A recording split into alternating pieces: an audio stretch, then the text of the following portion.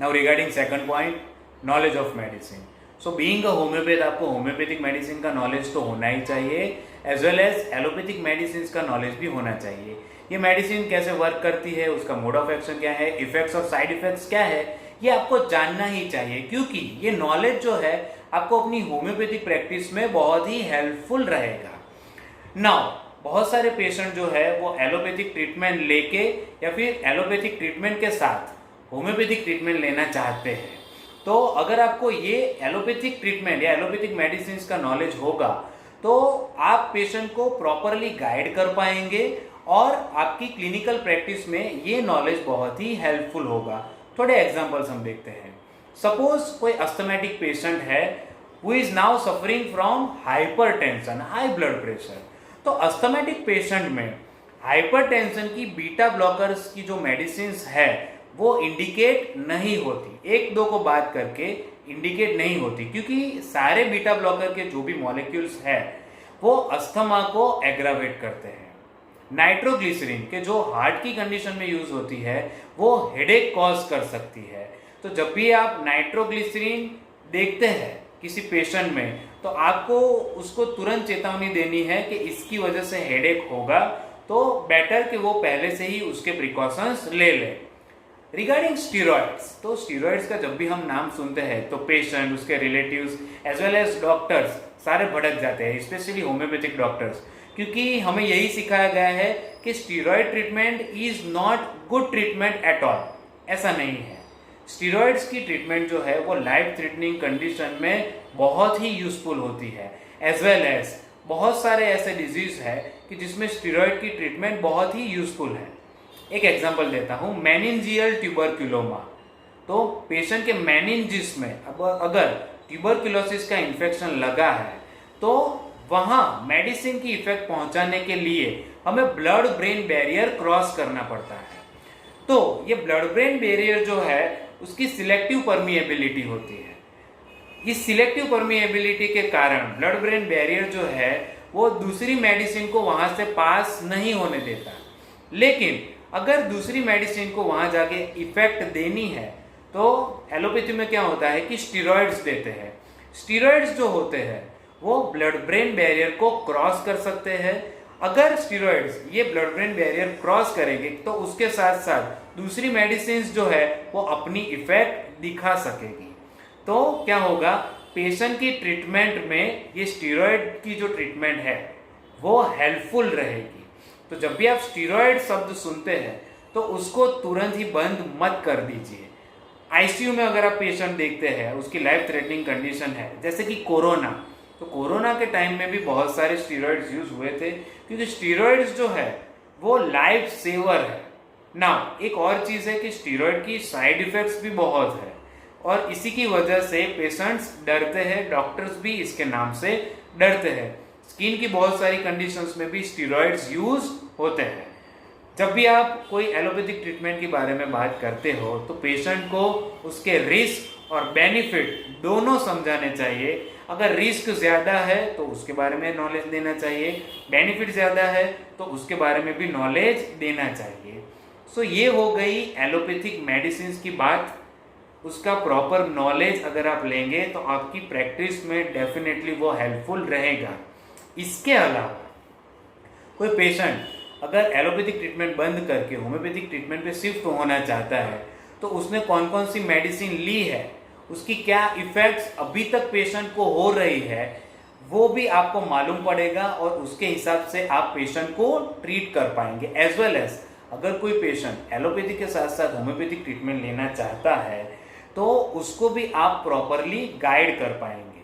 Now जब भी patient allopathic treatment बंद करना चाहता हो तो आपको वो मेडिसिन तुरंत बंद कर देनी चाहिए या ग्रेजुअली बंद कर देनी चाहिए, ये नॉलेज भी आपको इससे मिलेगा।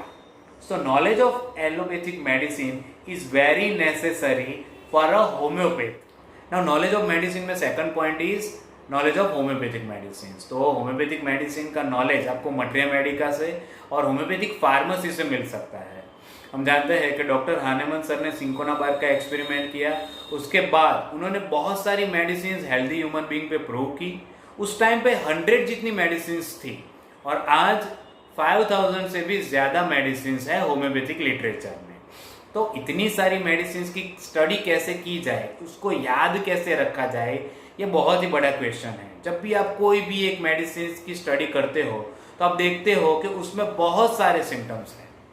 तो सबसे पहले आपको मटेरिया मेडिका स्टडी कहाँ से करना है वो जानना है। डॉक्टर हानेमन सर ने ऑर्गेनन के aphorism number 105 to aphorism number 145 में ड्रग प्रूविंग कैसे करते हैं उसके इंस्ट्रक्शंस दिए हैं। तो जब भी आपको कोई मेडिसिन के बारे में मालूम करना है तो आपको उसका प्रूविंग पढ़ना चाहिए। नाउ इसके लिए आपको सोर्स बुक रिफर करनी पड़ेगी। तो होम्योपैथी में 3 सोर्स बुक्स हैं। First is homeopathic materia medica pura by doctor Hahnemann, then Allen's encyclopedia and third is Hering's guiding symptoms.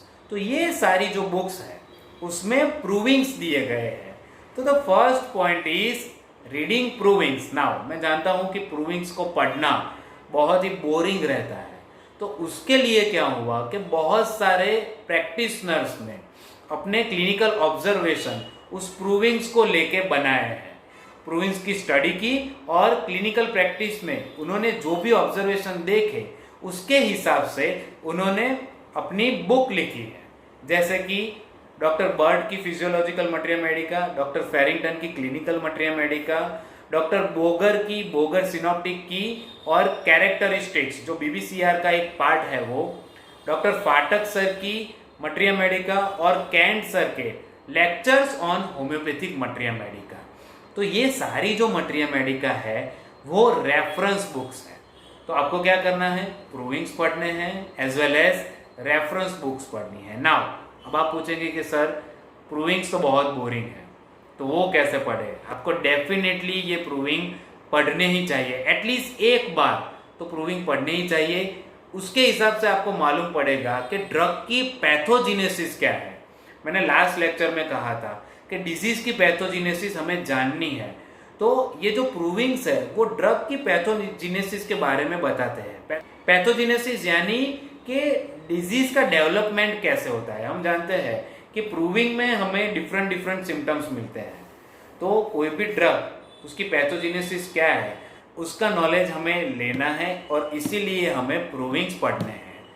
तो सोर्स बुक पर से आपको ड्रग की पैथोजेनेसिस के बारे में नॉलेज मिलेगा और इस पैथोजेनेसिस को क्लिनिकली कैसे अप्लाई कर सकते हैं इसके बारे में रेफरेंस बुक से नॉलेज मिलेगा। तो आपको सोर्स बुक की स्टडी करनी है as well as reference book की स्टडी भी करनी है। तो रेफरेंस बुक्स के लिए मैं डॉक्टर जेटी कैंट की lectures on homeopathic materia medica, doctor E.A. Farrington की clinical materia medica and comparative study of materia medica, then Allen's की notes, Boericke materia medica, Boger synoptic की, फाटक्स मटेरिया मेडिका, ये सारी books refer करता हूं और आपको भी कहता हूं कि आपको ये सारी बुक्स तो पढ़नी ही चाहिए। As well as Lippe's red line symptoms, ये भी एक बहुत ही यूजफुल बुक है। नाउ इसके अलावा आप किसी भी मेडिसिन की स्टडी कैसे कर सकते हैं। तो आपको क्या करना है, कोई भी एक मेडिसिन सिलेक्ट करनी है और कोई भी एक रेपर्टरी सिलेक्ट करनी है और इस रेपर्टरी के डिफरेंट चैप्टर्स के डिफरेंट रूब्रिक में ये मेडिसिन कौन कौन से ग्रेड्स में दी गई है वो आपको नोट डाउन करना है। अगर आप ये नोट डाउन करेंगे तो आपको उस मेडिसिन के बारे में बहुत ही अच्छा नॉलेज मिलेगा। और ये जो टीडीएस वर्क अगर आप करेंगे तो वो मेडिसिन कौन सी कंडीशन में सबसे ज़्यादा इंडिकेट होती है, कौन सी कंडीशन में मॉडरेटली इंडिकेट होती है और उसका क्लिनिकल एप्लीकेशन क्या है उसके बारे में भी आपको नॉलेज मिलेगा। सो होम्योपैथिक मटेरिया मेडिका को स्टडी करने की ये कुछ टिप्स है जो आज मैंने आपको बताई है। So hope you like my lecture. Please like share and subscribe my YouTube channel medic talks. Thank you very much.